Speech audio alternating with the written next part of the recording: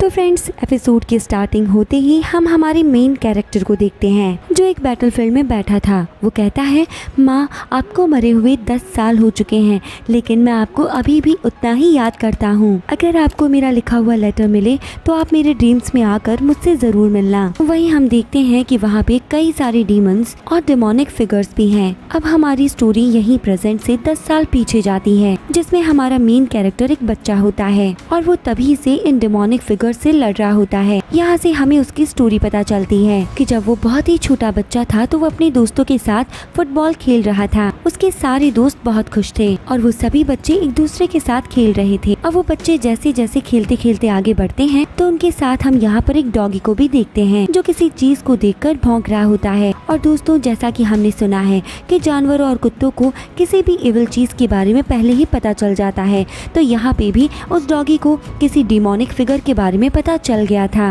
लेकिन जब वो डॉग उस डिमोनिक फिगर के पास जाता है तो वो वहाँ से गायब हो जाता है। अब बच्चे भी खेलते खेलते बहुत आगे चले जाते हैं और यहाँ हमारा मेन कैरेक्टर एक विमेन से टकराता है। तो वो विमेन इस बच्चे से कहती है कि मोंगशियान देखकर चलो, ऐसे टकराओ मत, जिस पर मोंगशियान उस लेडी से माफी मांगता है। इसके बाद वो बच्चा आगे बढ़ता है, यानी कि वो बच्चे खेलते खेलते आगे बढ़ रहे होते हैं। अब हम एक आदमी को देखते हैं जो कुछ लकड़ियाँ लेकर अपने घर जा रहा होता है। वो लकड़ियाँ लाकर अपने घर पे आते हुए अपनी वाइफ से कहता है कि मैं घर आ गया हूँ। यहाँ उसकी वाइफ कुछ काम कर रही थी, लेकिन जैसे ही वो पलट कर देखती है उसका हस्बैंड उसे वहाँ दिखाई ही नहीं देता, जिसके बाद वो थोड़ी सी कंफ्यूज हो जाती है। अब हम फिर से बच्चों को देखते हैं जो खेलते खेलते बीच तक पहुँच जाते हैं। वो अपने खेल को बहुत एंजॉय कर रहे थे। वहीं हम देखते हैं कि वो डिमोनिक फिगर दूर से ही बच्चों पर नजर रखे हुए है। जैसे जैसे बच्चे खेलते हुए आगे बढ़ते हैं वो डिमोनिक फिगर भी उनका पीछा करता रहता है। अब वो इन बच्चों पे अटैक करने वाला ही होता है कि तभी हमें याद आ जाता है कि हमने अभी तक इस चैनल को तो सब्सक्राइब किया ही नहीं है। तो दोस्तों, अगर आपने चैनल को सब्सक्राइब नहीं किया है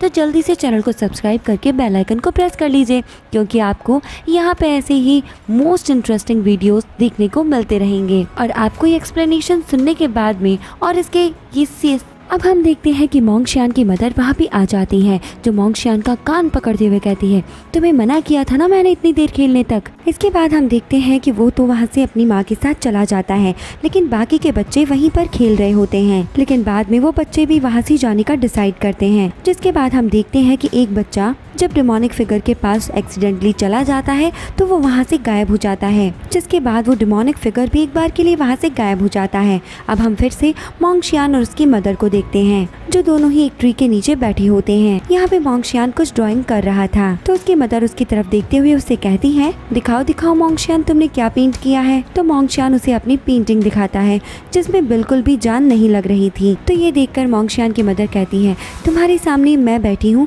फिर भी तुमने और कुछ क्यों ड्रॉ किया है। तो मोंगशियान कहता है, क्योंकि मुझे ऐसे ही ड्राइंग पसंद है। यहाँ पे मोंगशियान थोड़ा सा गुस्से में है। वो अपनी मदर से कहता है कि आप मुझे बच्चों के साथ खेलने क्यों नहीं देती, आप ऐसा करती है तो मुझे बहुत बुरा लगता है। तो उसकी मदर कहती है कि कोई बात नहीं, तुम कल बच्चों के साथ खेल लेना। इसके बाद हम देखते हैं कि दोनों ही माँ बेटे झूला झूल रहे होते हैं। यहाँ उसकी मदर बहुत खुश होती है, लेकिन मोंगशियान बहुत ही गुस्से में होता है। अब मोंगशियान अपनी मदर से पूछता है कि मैंने आपसे कितनी बार पूछा है मेरे पापा कहाँ है, क्योंकि मैंने कल से उन्हें नहीं देखा है। तो उसकी मदर बताती है कि तुम्हारे फादर किसी काम से 2 दिन के लिए बाहर गए हैं, 2 दिन के बाद वो वहाँ से लौट आएंगे। वहीं दूसरी तरफ हमें मोंगशियान के फादर दिखाई जाते हैं, जो एक टेम्पल के बाहर होते हैं। वो यहाँ पर अपनी फैमिली के लिए प्रेयर कर रहे होते हैं। अब यहाँ पे मोंगशियान अपनी मदर से कहता है, तो आज पापा नहीं आने वाले, इसका मतलब खाना मुझे बनाना है, क्योंकि मम्मी आपका खाना तो अच्छा ही नहीं होता है। और ऐसा कहते हुए वो अपनी मदर को टीज करते हुए वहाँ से भागने लगता है। तो उसकी मदर भी उस पर चिढ़ जाती है और उसके पीछे भागती है। तो तुम ये कहना चाहते हो मैं खाना अच्छा नहीं बनाती। लेकिन वो अपनी माँ को छेड़ते हुए कुछ जवाब ना देते हुए वहाँ से भाग जाता है। अब हम देखते हैं कि वहाँ का माहौल एकदम से बदल जाता है और जैसे ही मोंगशियान की मदर अपने पीछे मुड़कर देखती है तो वो देखती है कि उसके पीछे कोई पर्सन बैठा होता है, जो देखने में समझ में आ जाता है कि एक डीमन है, जिसे देखकर मोंगशियान की मदर थोड़ी सी कंफ्यूज हो जाती है। अब हम देखते हैं कि वहाँ छोटी छोटी बहुत सारी डीमंस आकर मोंगशियान की मदर को घेर लेते हैं। अब हमें विलेज का सीन दिखाया जाता है, जहाँ हम उसी विमेन को देखते हैं जिसका हस्बैंड लकड़ी लाते हुए गायब हो गया था। वो दूसरे विमेन से पूछती है, क्या आपने मेरे हस्बैंड को कहीं देखा है, जिस पर दूसरी लेडी उसे मना कर देती है। इसके बाद वो लेडी आगे बढ़ती है और सभी से यही बात पूछने लगती है, लेकिन सभी लोग उसे मना करते रहते हैं, जिस पर वो लेडी लेडी बहुत ज्यादा कंफ्यूज हो जाती है। इसके साथ ही ये पता चलता है कि जो बच्चे बीच पर खेलने गए थे वो भी अभी तक लौट के घर नहीं आए हैं। इन सभी से वो वुमेन बहुत ज्यादा अपसेट थी। तभी हम देखते हैं कि वहाँ नीचे की जमीन हिलने लगती है, जिसमें से एक डीमन निकलकर बाहर आता है और वो बाहर आते ही उस वुमेन को बाहर निकलकर मार देता है। और फिर यहीं से हमारा सीन फिर से शिफ्ट हो जाता है और हम मोंगशियान को देखते हैं जो बीच पर गया हुआ था, जो वहाँ जाकर देखता है कि बॉल तो अभी भी वहीं पर है, लेकिन वहाँ पर एक भी बच्चा दिखाई नहीं देता है, जिससे वो बहुत ही ज्यादा कंफ्यूज हो जाता है। तभी वो देखता है कि वहाँ पर आग लगी होती है। ये देखकर वो बहुत ज्यादा शॉक्ड रह जाता है। अब वो उस बॉल को वहीं पर छोड़ के आग की तरफ भागने लगता है। उसे लगता है कि कहीं उसके दोस्त उसी आग में तो नहीं फंस गए हैं। मोंगशियान की मदर भी उस आग को देखती है। उसे लगता है कि उसका बेटा वहीं पर गया होगा, इसीलिए वो मोंगशियान को बचाने के लिए वहाँ पर भागने लगती है। लेकिन वो डीमन उसे रोकने लगता है और उससे कहता है कि तुम कहाँ जा रही हो। इसके बाद वो छोटे डीमंस उस पर अटैक करने लगते हैं। लेकिन तभी हम देखते हैं कि मोंगशियान की मदर भी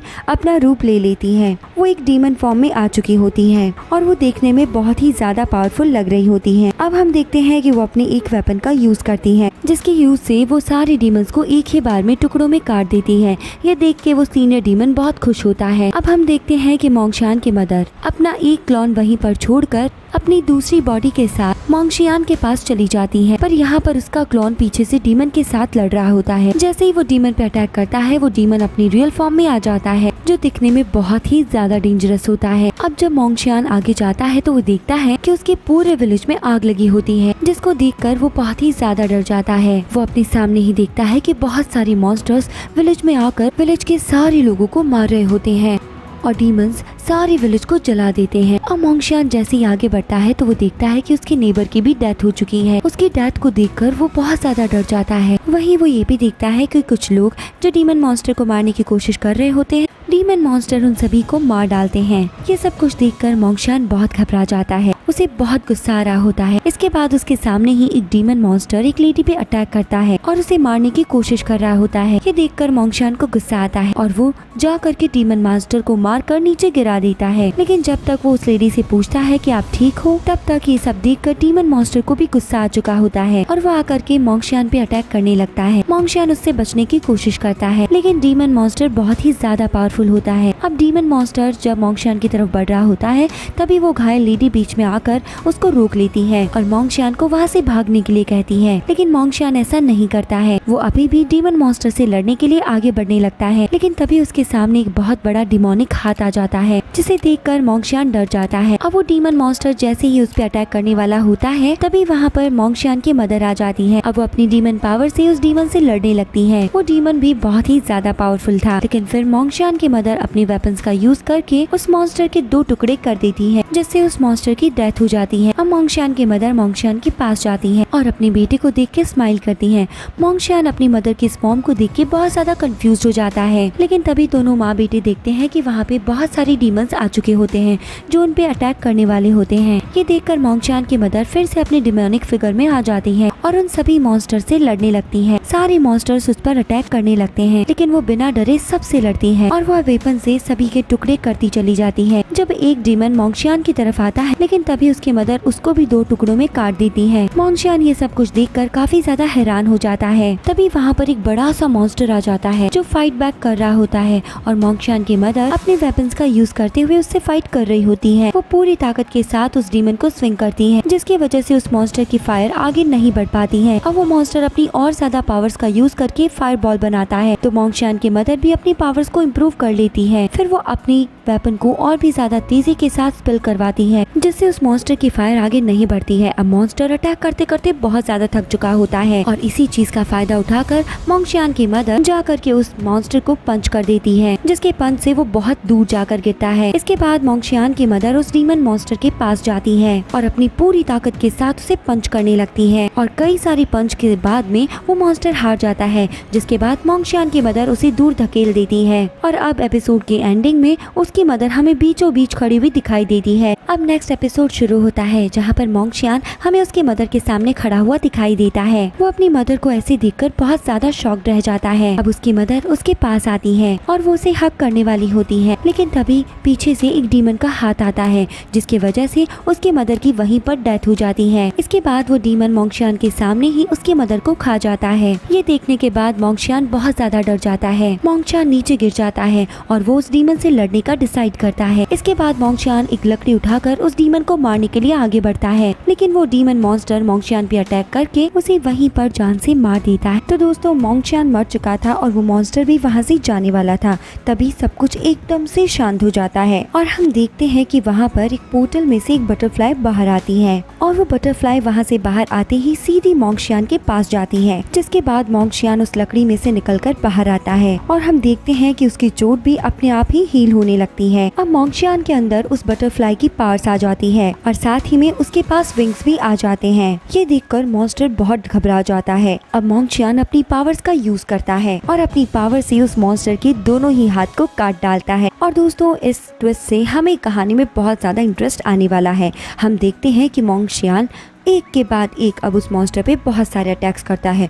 मॉन्स्टर भी बेचारा देख के बहुत घबरा जाता है कि आखिर इस बच्चे में इतनी पावर्स कहाँ से आ गई। लेकिन मोंगशियान अब ज्यादा देर किए बिना ही उस मॉन्स्टर को मार डालता है। अब मॉन्स्टर के मरने के बाद मोंगशियान फिर से बहुत कमजोर पड़ जाता है और इसी वजह से वो बेचारा छोटा सा बच्चा यहाँ बेहोश हो जाता है। अब हम देखते हैं कि सभी गाँव वालों को बरिड कर दिया गया था। जिसके बाद मोंगशियान को हम उसकी माँ की कब्र के आगे बैठा हुआ देखते हैं। वो बहुत गुस्से में होता है और अपनी माँ से कहता है कि माँ जितने भी मॉन्स्टर यहाँ आए थे उन सभी को मरना पड़ेगा। इस बार हम मोंगशियान की आंखों में एक अजीब सा गुस्सा देखते हैं। अब हमें एक वॉइस सुनाई देती है जो हमें बताती है कि यहाँ पे मॉन्स्टर्स के अटैक के बाद मॉन्स्टर्स का आना जाना लगा रहता था और वो यहाँ आकर लोगों को कभी भी मार के खा लिया करते थे। इंसान जैसे मॉन्स्टर्स के खाने की चीज बन चुके थे। लेकिन उसी वक्त वहाँ पर याओशी माउंटेन से कई सारे सेंट्स भी आ गए थे। वो सेंट्स इंसानों को बचाने लगे थे। ये सेंट दरअसल माउंटेन के सबसे पुराने सेक्ट से बिलोंग करते थे और उन्होंने आते ही इस विलेज के लोगों को बचाना शुरू कर दिया, जिसको देखते ही देखते सारे मॉन्स्टर्स धीरे धीरे यहाँ से जाने लगे। अब उन सेंट्स ने सभी विलेजेस में कुछ मोनेस्ट्रीज भी बनाई ताकि सभी लोग यहाँ पर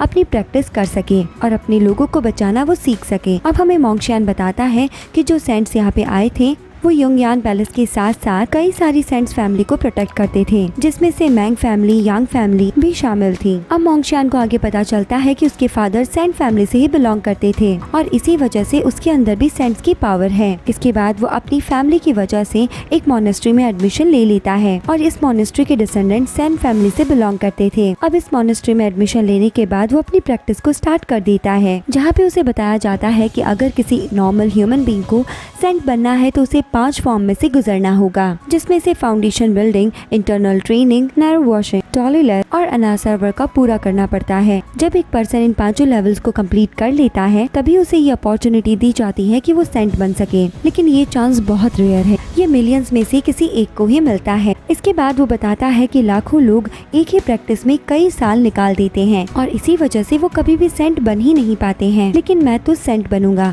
और कोई नॉर्मल सेंट नहीं बल्कि सबसे स्ट्रॉन्ग। इतना सब बोलने के बाद में उसे फिर से वही सीन याद आता है जब उसकी आंखों के सामने मॉन्स्टर्स ने उसकी माँ को मार दिया था और वो अपनी प्रैक्टिस में भी ऐसा ही समझता है जैसे उसके सामने मॉन्स्टर्स हो और वो उन सभी को मार रहा है। अब हम देखते हैं कि देखते ही देखते मोंगशियान बड़ा भी हो जाता है और वो अभी भी सेंट बनने की प्रैक्टिस ही कर रहा होता है। अब हमें दिखाया जाता है कि उसी दिन नैरो वॉशिंग का रिजल्ट आया होता है, जिसमें 3rd प्लेस पर बायगा नाम का लड़का आया होता है, लेकिन मोंगशियान का नंबर यहाँ पे 14th नंबर पे आया था। ये सुनकर सभी बहुत ज्यादा डिसअपॉइंट हो जाते हैं। उन्हें यकीन नहीं होता कि मोंगशियान का रैंक गिरता ही चला जा रहा है। कई लोग तो उसको मॉक भी करते हैं कि ये अपनी प्रैक्टिस में पहले जितना ध्यान कहाँ लगाता है। यहाँ पे मोंगशियान जब पेंट कर रहा था तो कोई उसे बाहर बुलाता है और जब वो बाहर जाता है तो उसका सीनियर उससे कहता है कि तुम इतने भी अच्छे नहीं हो तो तुम ये मोनेस्ट्री छोड़ के चले क्यों नहीं जाते। लेकिन मोंगशियान ऐसा करने से मना कर देता है, जिसके बाद उसका सीनियर उसे लड़ने से चैलेंज करता है। मोंगशियान इजीली उसके चैलेंज को एक्सेप्ट कर लेता है और फिर वो उसके साथ लड़ने लगता है। अब वो लड़ते लड़ते सोचने लगता है कि जब मेरे विलेज में सभी लोग मर गए थे और उस मॉन्स्टर ने मुझे भी मार दिया था तो एक बटरफ्लाई के थ्रू मेरा फिर से मिस्टीरियस रीबर्थ हुआ था। और मैंने जहाँ तक बुक्स में पढ़ा है ये सब सेंट्स का एक टॉप सीक्रेट होता है कि उनके अंदर एक टॉप सॉल होती है, लेकिन उन लोगों को इस बारे में कुछ ज्यादा पता नहीं होता। और मैंने इस सी ऑफ कॉन्शियसनेस का मैजिकल इफेक्ट क्या है ये पता लगा लिया है। अब यहाँ पे मांगशुआन अपने कॉन्शियस माइंड में होता है जहाँ उसके सामने बहुत सारे मॉन्स्टर्स आ जाते हैं। वो सभी से एक साथ लड़ने के लिए तैयार होता है। वहीं पर हम देखते हैं कि छोटा मांगशुआन आकर इन सभी मॉन्स्टर्स से लड़ने लगता है, लेकिन मॉन्स्टर्स उसे हराकर नीचे गिरा देते हैं। लेकिन वो एक जगह पर मरने के बाद भी दूसरी जगह से जाके खड़ा हो जाता है, लेकिन वो लगातार उन मॉन्स्टर से लड़ता है और वो बताता है कि मैं स्पेस में उन सभी मॉन्स्टर से लड़ता हूँ जिन्होंने मेरे विलेज को तबाह किया था, और यहाँ पर लड़ते लड़ते ये बार बार मुझे मारते रहते हैं, लेकिन मैं फिर से जिंदा हो जाता हूँ और उठकर मैं फिर से उनसे लड़ता हूँ। शुरुआत में तो वो मॉन्स्टर्स मुझे इजीली मार देते थे, लेकिन जैसे जैसे टाइम बीतता गया और मेरी प्रैक्टिस बूस्ट होती गई वैसे वैसे मैं उन मॉन्स्टर्स को मारता गया, और अब तो टाइम ऐसा आ गया है कि मैं उन मॉन्स्टर्स को इजीली मार डालता हूँ। अब हम फिर से बड़े मांगशुआन को देखते हैं कि मेरी तो गिनती भी नहीं है कि मैं कितनी बार मरा हूँ और मैंने अभी तक कितने डीमंस को मारा है। वो कहता है कि मैंने इतने सालों में हजारों लड़ाइयाँ लड़ी हैं, इसीलिए अब नॉर्मल ह्यूमन से लड़ते हुए तो मुझे डर ही नहीं लगता है और ना ही दर्द होता है। मैं उन्हें बड़ी ही आसानी से हरा देता हूँ, लेकिन इस सीक्रेट के बारे में मैंने आज तक किसी को भी नहीं बताया है, क्योंकि सबका कोई ना कोई तो सीक्रेट जरूर होता है। इवन मेरे मदर का भी एक सीक्रेट था कि वो एक सेंट थी, लेकिन उन्होंने मुझे इस सीक्रेट के बारे में कभी नहीं बताया था। अब ये सब सोचते सोचते ही साथ में लड़ते लड़ते वो अपने सीनियर को हरा देता है और उसका सीनियर ये सब कुछ देखकर शॉक्ड रह जाता है, क्योंकि सीनियर तो रैंक में भी उससे ज्यादा था और फिर भी वो हार जाता है। उसे बिलीव ही नहीं होता है कि वो मांगशुआन से हार चुका होता है। मांगशुआन अपने सीनियर से कहता है कि मैं भी सेंट बनना चाहता हूँ और मेरा पाप बाकी लोगों के पाप से बहुत अलग है, इसके लिए मुझे जो भी करना होगा मैं जरूर करूँगा, लेकिन मैं फाइनली इन सारे सवालों के जवाब तो ढूंढ कर ही रहूँगा, पर मेरे रास्ते में जितने भी डीमंस आएंगे मैं उन्हें मार दूंगा। इसके बाद नेक्स्ट एपिसोड दिखाया जाता है जिसके स्टार्टिंग में टीचर सभी को बता रहे होते हैं कि मांगशुआन 14 नंबर पे है, और यहाँ पर उसकी रैंकिंग देखकर टीचर को समझ नहीं आ रहा होता है कि आखिर मांगशुआन की रैंकिंग नीचे ही क्यों गिरती चली जा रही है। अब टीचर कहते हैं कि मांगशुआन सिर्फ पेंटिंग्स और बुक्स में ही ध्यान देता है और इसी वजह से ये सब कुछ हो रहा है। तभी मांगशुआन वहाँ से जा रहा होता है, तभी उसके सामने युंग आ जाती है। वो उससे कहती है कि मैं बहुत टाइम से तुम्हें अपने साथ बाहर चलने के लिए इनवाइट कर रही हूँ, तो मुझे ये बताओ कि तुम मेरे साथ चल क्यों नहीं रहे हो। तो मांगशुआन उसे ये कहते हुए फिर से मना कर देता है कि अभी मेरे पास इन सब चीज़ों के लिए टाइम नहीं है, जिससे युनशिंग उस पर गुस्सा हो जाती है और उससे कहती है कि तुम्हारे पास तो मेरे लिए टाइम भी नहीं है, तुम ये बताओ क्या मैं तुम्हारी फियांसे नहीं हूँ।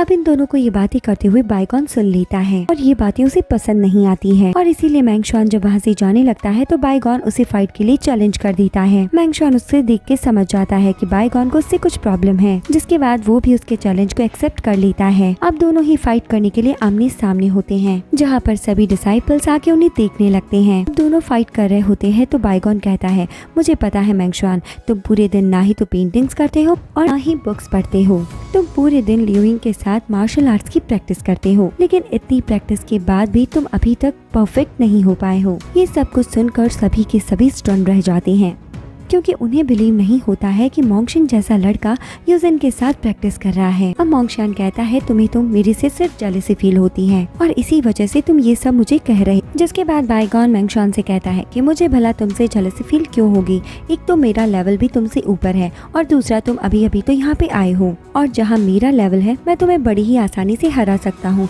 इसीलिए जेलस तो तुम्हें होना चाहिए ना कि मुझे। अब ये कहते कहते ही दोनों आपस में फाइट कर रहे होते हैं, जहाँ मांगशुआन बाइगॉन पर भारी पड़ रहा होता है और ये सब देखकर सभी लोग काफी शॉक रह जाते हैं। अब दोनों की लड़ाई में मांगशुआन बाइगॉन से एक सीक्रेट टेक्निक के बारे में बात करता है, जिसे सुनकर वहीं खड़ी हुई एक लड़की आपस में पूछती है कि ये आखिर कौन सी सीक्रेट टेक्निक की बात कर रहा है। तो उसे एक लड़का कहता है कि तुम यहाँ पे नई हो इसीलिए तुम्हें नहीं पता है। यहाँ पे टोटल 5 राउंड्स होते हैं, जिनमें से 3 में हमें ब्रेक थ्रू करना होता है और इन सब के लिए हमें बहुत सारी स्टडीज करनी होती है और बहुत सारी प्रैक्टिस भी करनी पड़ती है। और मांगशुआन यहाँ पे उन्हीं की बात कर रहा है।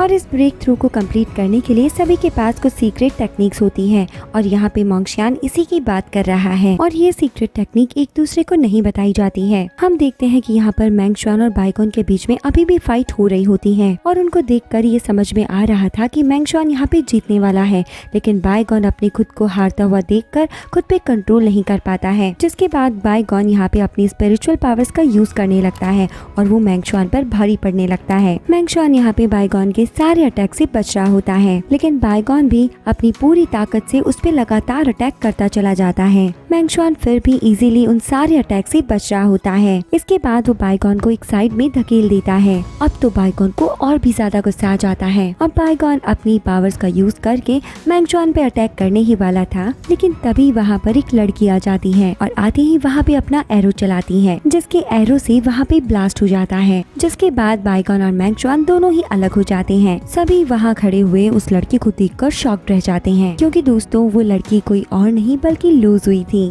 जिसे देखते ही मेंगशुआन उससे पूछता है, तुम यहाँ पे क्या कर रही हो? लू जुई उसके पास जाकर उससे कहती है, मैंने तुम्हें कहा था ना आज हम दोनों को प्रैक्टिस करनी है, फिर तुम यहाँ पर क्या कर रहे हो? देखो तुम तो आए नहीं, इसीलिए तुम्हें लेने मैं यहाँ पे आ गई। अब मेंगशुआन कुछ बोल पाए उसी से पहले बाइगॉन बोल जाता है और कहता है कि अच्छा ये तुम्हारी सीक्रेट टेक्निक है कि तुम एक लड़की के पीछे छुपकर एक अपोनेंट से बच सको। ये सुनकर ली शुई को काफी गुस्सा आ जाता है, जिसके बाद वो अपना एरो बाइगॉन की तरफ फेंक देती है, जिसकी वजह से बाइगॉन के फेस पे थोड़ा सा कट लग जाता है। बाइगॉन को इस बात से बहुत गुस्सा आ जाता है, जिसके बाद ली शुई मेंगहाओ को कहती है कि ऐसे लोगों पे ध्यान नहीं देना चाहिए। और जैसे ही बाइगॉन आगे बढ़ता है उसका सीनियर उसे रोक लेता है। अब वो सीनियर मेंगहाओ के पास आकर कहता है कि 3 दिन बाद यहाँ पर डीमन स्लाइम कंपटीशन होने वाली है, जिसमें सभी को पार्टिसिपेट करना है। वहाँ पर सभी को अपनी एक स्पेशल टेक्निक दिखानी होगी और अपनी स्किल से उसमें पार्टिसिपेट करना होगा। लेकिन दुख है कि तुमने अभी तक कोई भी स्किल डेवलप नहीं करी है, तो तुम मुझे बताओ कि तुम उस कंपटीशन में पार्टिसिपेट कैसे करोगे?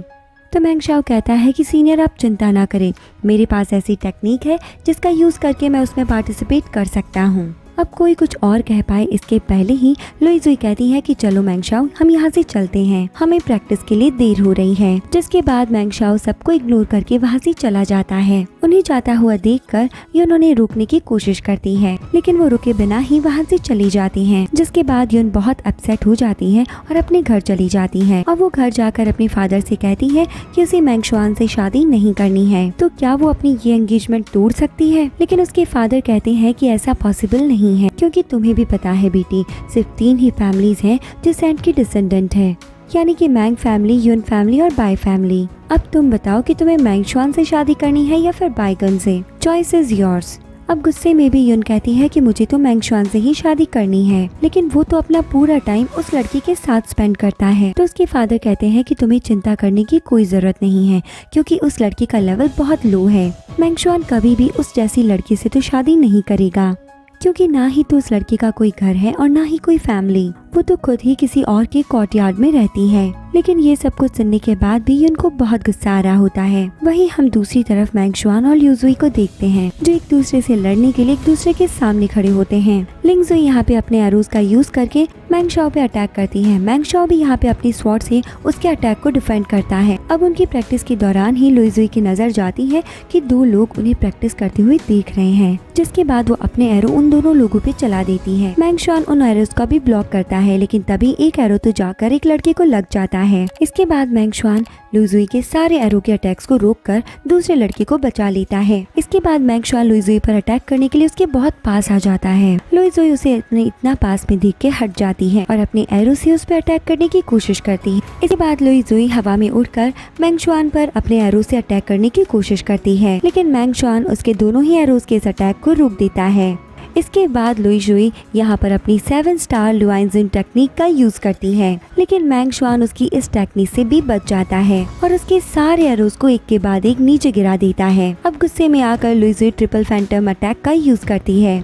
इनसे भी मेंगशुआन बच जाता है, लेकिन फाइनली एक एरो उसको जाकर लग जाता है, जिसके बाद वो पीछे की तरफ धकेला जाता है। लेकिन वो फिर खुद के ही स्वॉर्ड से अपने आप को गिरने से बचा लेता है। इसके बाद लुई जुई अपनी प्रायर फायर टेक्निक का यूज करती है और एरो मैंगशुआन की तरफ चला देती है। अब मैंगशुआन जल्दी से आकर अपनी कूल टेक्निक का यूज करता है और उसकी इस फायर टेक्निक को रोक देता है। इसके बाद इन दोनों की फाइट यहाँ खत्म हो जाती है। इसके बाद मैंगशुआन लुई जुई की तारीफ करते हुए कहता है कि तुम्हारी स्किल्स पहले से काफी ज्यादा बेटर हो चुकी है। तो लुई जुई कहती है कि अगर मेरी आर्चर स्किल इतनी ज्यादा बेटर हो चुकी है तो फिर तुम मेरे हर अटैक को ब्लॉक कैसे कर पा रहे थे। तो मोंगशियन कहता है कि चिंता मत करो, सच में तुम्हारी टेक्निक बहुत ज्यादा इम्प्रूव हो चुकी है। जहाँ पर वो कहती है कि तुम तो अभी नैरो वैशिंग लेवल में ही हो और वो भी उसके मिडिल में। जैसे ही तुम्हारा रियाम अपग्रेड होगा तुम्हारी स्ट्रेंथ तो और भी ज्यादा बढ़ जाएगी, लेकिन मुझे लगता है कि बायगॉन फिर भी तुम्हें हमेशा ही नीचा दिखाएगा। वो कहता है कि जुई तुम इन सब चीजों की चिंता मत करो, मुझे तो इन सब चीजों की आदत हो चुकी है। अब ये दोनों बातें कर ही रहे होते हैं तभी इन्हें कोई आवाज लगाता है और इसी के साथ ये एपिसोड तो यहाँ पे एंड हो जाता है। अब नेक्स्ट एपिसोड की स्टार्टिंग में हम देखते हैं कि मैंगशुआन और लुई जुई एक दूसरे से फिर से बातें कर रहे होते हैं। तभी वहाँ पर मैंगशुआन के फादर आ जाते हैं और उन दोनों को आवाज लगाते हैं। इसके बाद उनके फादर उन्हें अपने घर ले जाते हैं जहाँ पर उन्होंने बहुत सारा खाना बनाया होता है। लुई जुई वो खाना देखकर बहुत ज्यादा खुश होती है, लेकिन मैंगशुआन अभी भी चिंता में था,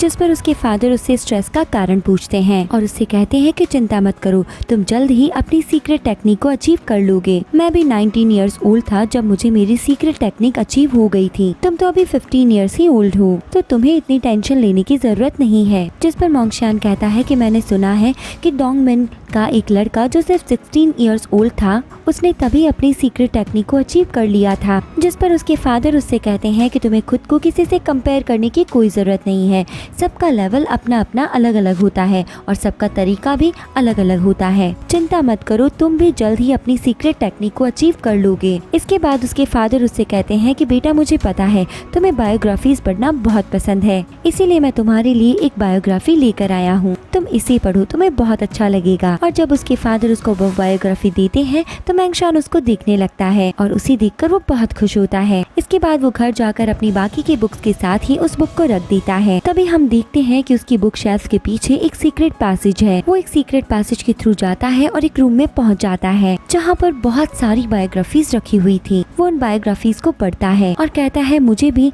डाउविंग मेंशन की उस आदमी की तरह बनना है। उसका नाम द ग्रेटेस्ट टाइजमैन था, वो नंबर 1 स्वॉर्ड्समैन था। इसके बाद हम देखते हैं कि वो उस पर्सन का पिक्चर ड्रॉ करने लगता है और फिर वो उस पिक्चर को अपनी वॉल पे लगा लेता है और इसके बाद वो उसकी स्टोरी हम सभी को सुनाता है कि एक आदमी डांगविंग मेंशन में आया था। वो काफी ज्यादा ड्रंक था, लोग उसे कभी भी सीरियसली नहीं लेते थे और हर कोई उसका मजाक बनाता था क्योंकि वो हमेशा ही ड्रिंक करने के बाद उल्टी सीधे हरकतें किया करता था और वो सभी को बताता रहता था कि उसकी स्वॉर्ड बहुत ज्यादा पावरफुल है और उसकी इसी स्वॉर्ड से उसने कई सारे मॉन्स्टर्स को मारा है। लेकिन दोस्तों कोई भी उसकी बात पे बिलीव नहीं करता था। तभी एक दिन की बात है कि उस पैलेस में बहुत सारे मॉन्स्टर्स आ गए थे और वहाँ के गार्ड्स ने दरवाजा बंद करने की कोशिश भी करी थी, लेकिन उनसे वो दरवाजा बंद नहीं होता है। तभी उनके सामने वो आदमी आ जाता है जिसने बहुत पी होती है। गार्ड उसे वहाँ से चलने के लिए कहते हैं, लेकिन वो मना कर देता है और कहता है कि मैं अपनी स्वॉर्ड से इन सभी को मार दूंगा, मैं इन सभी मॉन्स्टर से लड़ूंगा। गार्ड्स उसकी बात पर ध्यान दिए बिना ही वहाँ से चले जाते हैं। फिर वो आदमी वहीं पे खड़ा रहता है और देखते ही देखते सारे मॉन्स्टर्स उसके पास आने लगते हैं, लेकिन तभी वो मॉन्स्टर्स को मारने लगता है और ये सब देखकर गार्ड्स बहुत शॉक्ड रह जाते हैं। फिर हम देखते हैं कि एक टाइम ऐसा आता है कि सारे मॉन्स्टर्स उसे घेर लेते हैं और वो आदमी सभी के बीच में खड़ा होता है। इसके बाद वो फिर से उन मॉन्स्टर से लड़ने के लिए अपनी स्वॉर्ड को निकाल लेता है जो उसने काफी सालों से कपड़े में रैप करके रखी हुई थी। उसकी स्वॉर्ड को देख के इजीली समझ में आ रहा था कि उसकी स्वॉर्ड में कितना पावर है और वो कितने इजीली इससे कितने जनों को मार सकता है। इसके बाद वो मॉन्स्टर्स को मारना शुरू कर देता है और हम देखते हैं कि वो एक एक करके सभी मॉन्स्टर्स को मारता चला जाता है और अपनी पावर भी उन्हें बताता चला जाता है। वो इतनी ज्यादा स्ट्रांगली फाइट करता है कि उसकी स्वॉर्ड की पावर से वहाँ पे लाइटनिंग आ जाती है और वो सभी पर ब्लश करने लगती है। सभी ये देख के बहुत शॉक्ड रह जाते हैं। अब वो देखते ही देखते सारे मॉन्स्टर्स को मार डालता जाता है और उसी दिन के बाद से उसे अपना ये नया टाइटल मिलता है, उसे ग्रेटेस्ट स्वॉर्ड का मास्टर बोला जाता है। अब प्रेजेंट में हम आते हैं जहाँ पे मैंग शुआन रियून नाम के उसी पर्सन से मिलने जाता है जो जिन यू कॉट का था। वो उसे अपने साथ लड़ने के लिए कहता है, लेकिन वो पर्सन ये कहते हुए मना कर देता है कि उसे ड्रिंक चाहिए, जिसके बाद मैंग शुआन उसे ड्रिंक ऑफर कर देता है, लेकिन ये यू ड्रिंक करने से मना कर देता है और वहाँ से जाने लगता है। इसके बाद मैंग शुआन उसकी ड्रिंक्स की बोतल को उठाकर वहीं पर तोड़ने लगता है। ये देखकर गोयो को गुस्सा आ जाता है और वो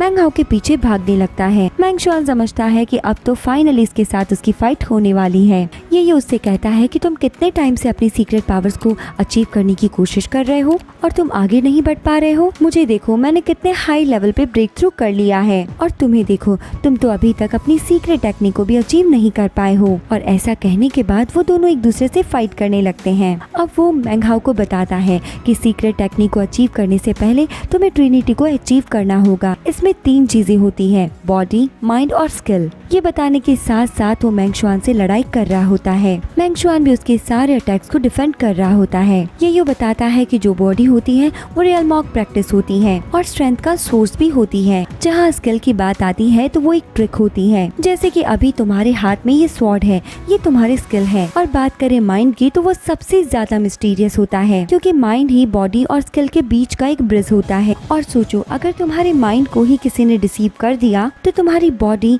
और स्किल के बीच का जो तुम्हारा ये ब्रिज होगा वो तुम्हें दिखाई ही नहीं देगा, तो फिर तुम यूनिटी को कैसे अचीव कर पाओगे। इसके बाद गेयू अपनी सीक्रेट टेक्निक लैंडस्लाइड का यूज करता है और उससे वो मैंग शुआन पे अटैक कर देता है, लेकिन मैंग शुआन खुद को डिफेंड कर लेता है। मैंग शुआन सोचता है क्या ये इसकी सीक्रेट टेक्निक है, और ऐसा कहने के बाद वो उस पे अटैक करने जाता है। गेयू खुद को डिफेंड करता है। गेयू सोचता है कि मैंग शुआन चाहता है कि वो उससे सीरियस वाली लड़ाई करे, इसीलिए वो अब अपने शाफ्ट का यूज करता है और मैंग शुआन के सारे अटैक से खुद को डिफेंड करने लगता है। वो सोचने लगता है कि उसके पास जो स्वॉर्ड स्किल है उससे तो वो ऑलरेडी उससे बहुत ज्यादा आगे है। इसके बाद वो फिर से अपनी लैंडस्लाइड टेक्निक का यूज करता है और मैंग शुआन पे अटैक कर देता है। मैंग शुआन फिर से खुद को डिफेंड करता है। ये अब उससे पूछता है कि तुम रियल में भाई क्या चाहते हो, मुझे बता दो। मैंग शुआन कहता है कि मैं बस एक सेंट बनना चाहता हूँ, और ये कहते हुए वो ये पे अटैक कर देता है। ये फिर से खुद को डिफेंड करता है। अब मैंग शुआन उसे बताता है कि मैं अपनी मदर की मौत का बदला भी लेना चाहता हूँ, और ये कहने के साथ साथ वो गेयू पे अटैक भी कर रहा होता है। गेयू भी खुद को डिफेंड कर रहा होता है और मैंग शुआन से लड़ाई कर रहा होता है। मैंग शुआन सोच में पड़ जाता है कि आखिर ये सारे ही अटैक्स को कैसे डिफेंड कर सकता है। इसके बाद मैंग शुआन बोलता है कि मैं इस वर्ल्ड में जितने भी मॉन्स्टर्स और डीमंस हैं उन सभी को मार देना चाहता हूँ। इसके बाद गेयू फिर से अपनी पावर्स का यूज करते हुए मैंग शुआन पे अटैक करता है, जिससे मैंग शुआन गिर जाता है, लेकिन वो फिर भी हार माने बिना ही गेयू पे फिर से उठ के अटैक करता है और उसकी तरफ स्वॉर्ड चलाता है। जैसे ही स्वॉर्ड गेयू के कपड़ों में लगती है उसको एक कट लग जाता है। इससे गेयू को बहुत गुस्सा आ जाता है, जिसके बाद वो मैंग शुआन को किक कर देता है और उसको साइड में गिरा देता है। लेकिन अभी भी मैंग शुआन हार नहीं मानता और उससे लड़ने के लिए उसके पास आता है। अब मैंग शुआन कहता है मैं सारे मॉन्स्टर्स को मार के अपनी मदर को फिर से जिंदा करना चाहता हूँ, जिसके बाद गेयू उस पे अपनी शाफ्ट अटैक कर देता है और कहता है ऐसा पॉसिबल ही नहीं है। इसके बाद वो फिर से अपनी लैंडस्लाइड सीक्रेट टेक्निक का यूज करता है। अब मैंग शुआन कहता है कि अगर मॉन्स्टर्स नहीं मरे तो मैं खुद भी मरने के लिए तैयार हूँ। ये सुनने के बाद में गेयू खुद के अटैक को रोक देता है। अब वहाँ पे सब कुछ शांत हो जाता है। फिर गेयू मैंग शुआन से फिर से पूछता है बताओ बच्चे, तुम रियल में चाहते क्या हो, तुम्हारे दिल में क्या है। तो मैंग शुआन कहता है कि मेरे दिल में जो भी है वो सिर्फ मुझे पता है। अब गेयू उसकी कॉन्शियस माइंड में पहुँच जाता है, जहाँ पे हम उसके हाथ में पेंट ब्रश को देखते हैं। वो अपनी मॉम से कह रहा होता है कि मुझे कभी भी स्वॉर्ड नहीं चलानी थी, मुझे हमेशा से ही पेंट करना था। इसके बाद वो अपना पास्ट याद कर रहा होता है, जहाँ पे वो अपनी मदर की पेंटिंग बना रहा होता है। लेकिन जब उसकी मदर उससे पूछती है कि तुम क्या पेंट कर रहे हो, तो वो उन्हें एक ट्री दिखा देता है और वो ऐसा कह के अपनी मदर को टीज कर रहा होता है। इसके बाद वो अपनी मदर के साथ बिताई गई अच्छी मेमोरीज को भी याद करता है कि कैसे वो दोनों स्विंग किया करते थे, लेकिन फिर मॉन्स्टर्स के आने की वजह से सब कुछ बिगड़ गया। तभी मैंग शुआन के पास एक बटरफ्लाई आती है है जो उसके हाथ पे आके बैठती है। मैंगशुआन उस बटरफ्लाई को देख के बहुत खुश होता है, लेकिन जैसे ही बटरफ्लाई उड़ के जाती है वो देखता है कि उसके आसपास कई सारे मॉन्स्टर्स आ चुके होते हैं। तभी उसकी सीक्रेट टेक्निक ओपन होती है और उसके हाथ में जो पेंट ब्रश था वो एक स्वॉर्ड में कन्वर्ट हो जाता है। फिर वो उसी स्वॉर्ड से उन मॉन्स्टर्स पे अटैक करने लगता है और एक एक करके वो सारे मॉन्स्टर्स को मारता चला जाता है। यहाँ हमें पता चलता है कि मैंगशुआन के अंदर एक अलग सी स्ट्रेंथ थी जिससे वो बहुत ही पावरफुली सारे मॉन्स्टर्स को मारते हुए आगे बढ़ रहा होता है। जहाँ वो अपनी मदर से भी कहता है कि मैं बदले के लिए सिर्फ सीक्रेट टेक्निक को अचीव करके नहीं रुकूंगा, मैं सेंट बनकर ही आपका बदला ले पाऊंगा। इसके बाद नेक्स्ट एपिसोड में हम गियू और मैंगशुआन को एक साथ देखते हैं, जहां गियू मैंगशुआन से कहता है कि अब तो तुमने अपनी सीक्रेट टेक्निक को रियलाइज कर लिया है और तुम एनलाइटमेंट तक भी पहुंच चुके हो, तो तुम अभी भी यहाँ पर क्या कर रहे हो। तो मैंगशुआन कहता है कि मैं आपके साथ यहाँ पे बस बैठा हूँ, मुझे आपके साथ बैठना अच्छा लगता है। फिर वो उसे ओल्ड मैन कह के बुलाता है तो गियान उसे मारता है और कहता है तो मुझे डीन बुलाओ, तो मुझे ओल्ड मैन मत बुला करो यार। जिस पर मैंगशुआन एग्री करते हुए कहता है कि तुम मुझे बताओ कि प्रेजेंट टाइम में कोई ऐसा पर्सन है जो मुझे अपनी सीक्रेट टेक्निक को रियलाइज करवा सके या जिसने अपनी सीक्रेट टेक्निक को रियलाइज कर लिया हो। तो गुयान कहता है कि तुम्हारा मतलब युयान पैलेस के इंसान से है। तो मैंगशुआन पूछता है कि कौन है वो। तो गुयान उसे बताता है कि डोंगविन मैंशन में वो पहला लड़का है जिसने अपनी सीक्रेट टेक्निक को रियलाइज कर लिया है और इसीलिए उसे नंबर 1 जीनियस कहा जाता है। और उसके बाद तुम्हारा नंबर 2 पे आता है। तुम्हें अभी बहुत प्रैक्टिस करने की जरूरत है। उसने तो 1 महीने पहले ही अपनी सीक्रेट टेक्निक को रियलाइज कर लिया था। अब मैंगशुआन ये सब कुछ सुनकर कहता है कोई बात नहीं, इसका मतलब तो ये है कि मुझे थोड़ी सी और मेहनत करनी होगी। जिस पर गुयान कहता है कि हाँ। अब गियो उसे हाँ बोलते हुए कहता है क्या तुमने अपनी सीक्रेट टेक्निक का कोई नाम सोचा है। तो मैंगशुआन सोचते हुए कहता है कि मैंने इसका नाम ऑटन थीव्स रखा है। और अब वो कहता है चलो अब बाय बाय, मुझे प्रैक्टिस करने जाना है। ऐसा कहने के बाद में वो वहाँ से चला जाता है। उसके जाते ही गियान सोचता है कि मैंगशुआन ने नाम तो बहुत अच्छा रखा है, क्योंकि लीव्स जब टूटती है तभी तो ऑटम में फ्लावर आते हैं और उसकी टेक्निक भी कुछ इसी ही तरह की है। अब अगले सीन में हम सैंड यू हिनवाई को देखते हैं जो अपनी मेडिटेशन कर रहे होते हैं। तभी उनका बेटा उनके पास आकर बोलता है क्या हुआ। जिस पर यू हानहाई उसे बताता है कि मैंग फैमिली की जो सैंड थी वो अब मरने वाली है। जो सुनने के बाद में उसका बेटा शॉक्ड रह जाता है और कहता है कि अभी तो वो सेंट डीमन पैसेज को गार्ड कर रही है, जहाँ पर युनवैन उसे बताता है कि वो कई सालों से ये काम अकेले ही कर रही है और इसीलिए अब वो बूढ़ी हो चुकी है और उसमें पहले जैसी ताकत नहीं बची है और इसी वजह से वो कभी भी हार सकती है। लेकिन अब मेरा भी बदला लेने का टाइम आ चुका है और अगर हमारी सेंट मर जाएगी तो मैंग फैमिली का क्या होगा। जिस पर युनवैन ये भी बताता है अगर उनकी फैमिली में कोई सेंट नहीं रहेगा तो उनकी फैमिली तो वैसे भी कोई सेंट फैमिली नहीं रहेगी और इसी वजह से हमें जल्द से जल्द एक्शन लेना होगा, क्योंकि अगर ये खबर बाहर गई तो बाय फैमिली जरूर कुछ ना कुछ करेगी। इसके बाद हम बाय फैमिली को देखते हैं, जिन्हें जब पता चलता है कि वो सेंट मरने वाली है तो वो अपने गार्ड को ऑर्डर देता है, जहां हम देखते हैं कि मिस्टर कियान के पास एक आदमी आकर उसे बताता है कि रेस्टोरेंट में कोई आने वाला है, जिससे वो शॉक्ड रह जाता है और रेस्टोरेंट को खाली करने के लिए कहता है। और जब ये बात लिक्यू को पता चलती है तो अपने मास्टर के पास जाता है और कहता है कि रेस्टोरेंट में कुछ हो रहा है। या हम रेस्टोरेंट में देखते हैं जहाँ पर वही आदमी बाहर खड़ा होता है और कहता है कि आज पूरे दिन रेस्टोरेंट बाय फैमिली ने बुक कर लिया है और इसीलिए कोई भी अंदर अगर जाएगा तो उसे पहले मेरे से लड़ना होगा। यहाँ हम अंदर देखते हैं कि मिस्टर जी खाना खा रहे होते हैं और उन्हें खाना खाते हुए सब देख रहे होते हैं। ये रेस्टोरेंट असल में मैंग फैमिली का ही होता है और मिस्टर थीफ यहाँ बाय फैमिली का मेंबर होता है और वो खाना खाने के बाद में खाने की बहुत तारीफ करता है, जिस पर मिस्टर कियान भी उसे थैंक यू बोलता है और कहता है कि मुझे तुम्हारा रेस्टोरेंट तो बहुत पसंद आया और इसीलिए मैं इसे खरीदना चाहता हूँ। तो कियान बोलता है कि मुझे मेरा रेस्टोरेंट नहीं बेचना है। अब उसे ये बात बुरी लग जाती है और वो कहता है कि तुम्हारे पास तो वैसे भी बहुत सारे बिजनेस है, क्या तुम मना करके मेरे इंसर्ट करना चाहते हो। इतने में हम देखते हैं कि जियोंग और मैंगशुआन उस गार्ड को बाहर हरा कर अंदर आ जाते हैं। उन्हें देखते ही मिस्टर श्री पूछता है ये दोनों कौन है और उसकी ऐसी इंसर्ट वो सहन नहीं कर पाता। अब वो मिस्टर तियान से पूछता है कि ये जो खाना खा रहा है तुम्हारे रेस्टोरेंट में ये कौन है, जिसके बाद वो रेस्टोरेंट का ऑनर बताता है कि ये बाय फैमिली के ऑनर है। तो मैंगशु कहता है कि अगर ये बाय फैमिली के ऑनर है तो ये यहाँ पर क्या कर रहे हैं और ये खाना खाने के लिए यहाँ पर क्यों आए हैं। अगर इनका खाना पीना हो गया हो तो इन्हें यहाँ से जाने के लिए बोल दीजिए। अब ऐसे करके ये दोनों ही मिल इसके यहाँ इंसल्ट करने लगते हैं। अब भाई सिन को अपने इंसल्ट से बहुत ज्यादा गुस्सा आ जाता है, जिस पर वो पहले तो बहुत जोर जोर से हंसता है, फिर खड़ा होकर टेबल के सारे सामान को नीचे फेंक देता है। अब वहाँ बाइजिन आ जाती है, जिसको वो बोलता है कि इन दोनों पे अटैक कर दे, जिसके बाद वो इन पे अटैक करना शुरू कर देती है। मैंगशुआन बताता है कि बाय फॉर्म उसको 5 गार्ड्स गार्ड करते हैं, जिनमें सबसे अच्छी गार्ड है बाइलिन और उसकी सबसे अच्छी टेक्निक है 2 स्वॉर्ड्स की टेक्निक। वो बताता है कि बाइलिन के पास एक यूनिक स्किल है जिसका नाम है डेमोनिक स्किल, जो बहुत ही ज्यादा पावरफुल है। यहाँ उनकी बार बार से फाइट और बार बार से एक दूसरे पे अटैक देखने को मिलते हैं। अब बाइशन फिर से ऑर्डर देता है जल्दी से उस पे अटैक करो। बायू अपनी फॉर्मेशन टेक्निक का यूज करती है और ये टेक्निक बहुत ही ज्यादा पावरफुल होती है। ये देखते ही मैंगशुआन कहता है ये जरूर ही इसकी सीक्रेट टेक्निक होगी। यहाँ हम देखते हैं कि ली ज़्यू को बहुत ज्यादा मैंगशुआन की टेंशन हो रही थी, लेकिन बाइशुआन को ये सब देखने में बहुत मजा आ रहा था। वो बाईवी से कहता है कि तुम किस चीज का वेट कर रही हो, मैंगशुआन को मार डालो। अब यहाँ पर दोनों की फाइट एक अच्छा मोड़ ले लेती है। यहाँ पर मैंगशुआन अपनी सारी ताकत का यूज करके बाइजिन से बचने की कोशिश करता रहता है, लेकिन बाइजिन बहुत ही ज्यादा पावरफुल, वो एक के बाद एक बहुत सारे अटैक्स उस पे कर देती है।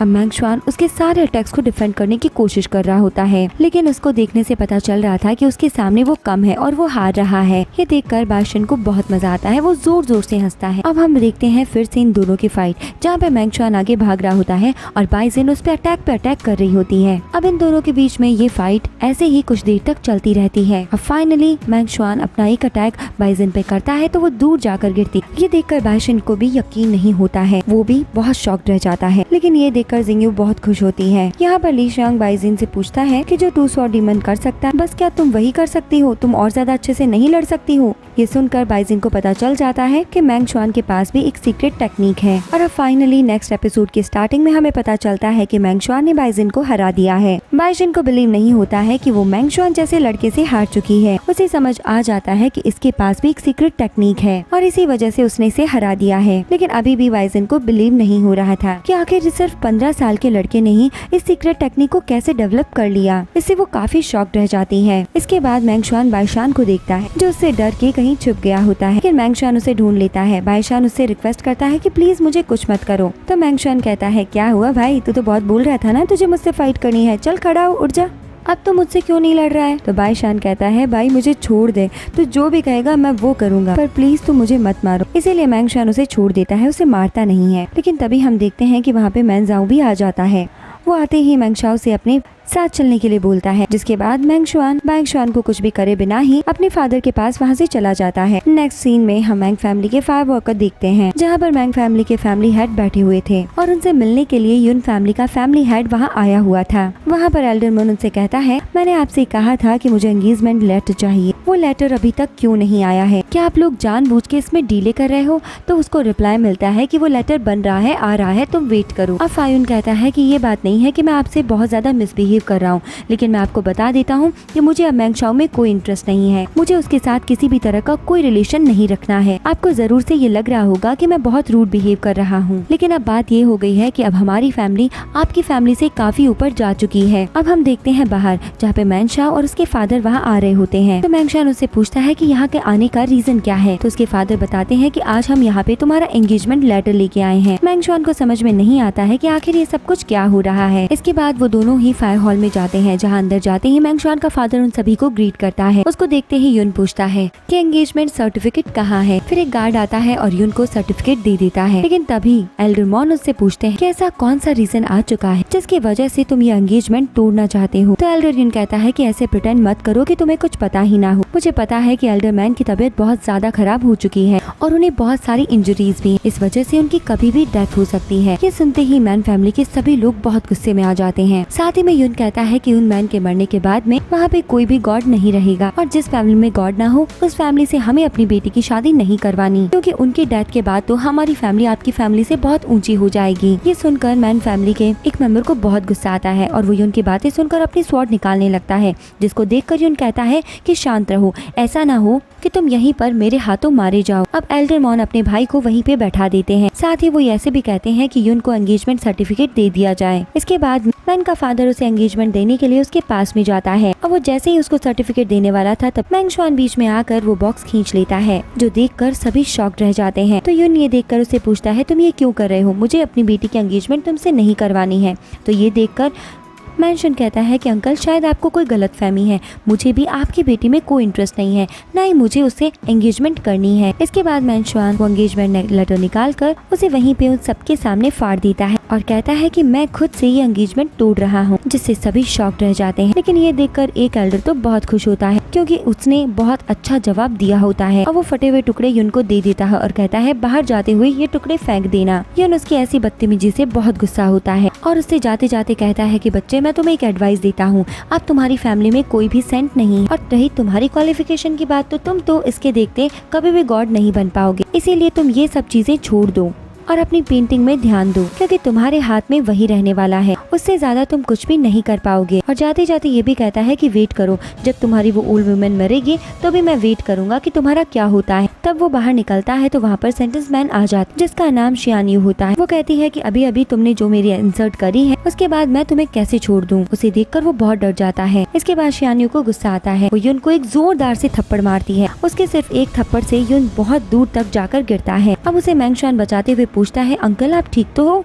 तो युन बोलता है कि मेरी भी फैमिली में बहुत सारे डिग्निफाइड गॉड्स हैं और तुम्हारी फैमिली की किसी भी पर्सन की हिम्मत भी कैसी हुई कि मुझे स्लैप करे। इसके बाद में मैंगशान कहता है कि अब बहुत हुआ, अब तो अंकल आप मेरी फैमिली की बहुत ज्यादा इंसल्ट कर रहे हो। और ऐसा कहते ही वो भी एक जोरदार चांटा उसको लगा देता है जिससे युन वहीं पर बेहोश हो जाता है। और इसी के साथ दोस्तों हमारे यहाँ पर 6 एपिसोड कंप्लीट होते हैं। तो दोस्तों आई होप आपको ये एक्सप्लेनेशन पसंद आए होंगे। आपके इन एपिसोड्स के बारे में क्या ख्याल है वो आप हमें कमेंट सेक्शन में कमेंट में ज़रूर शेयर कीजिएगा। तो अब मिलते हैं नेक्स्ट एपिसोड के साथ नेक्स्ट एक्सप्लेनेशन में। तब तक के लिए bye bye, take care and thank you.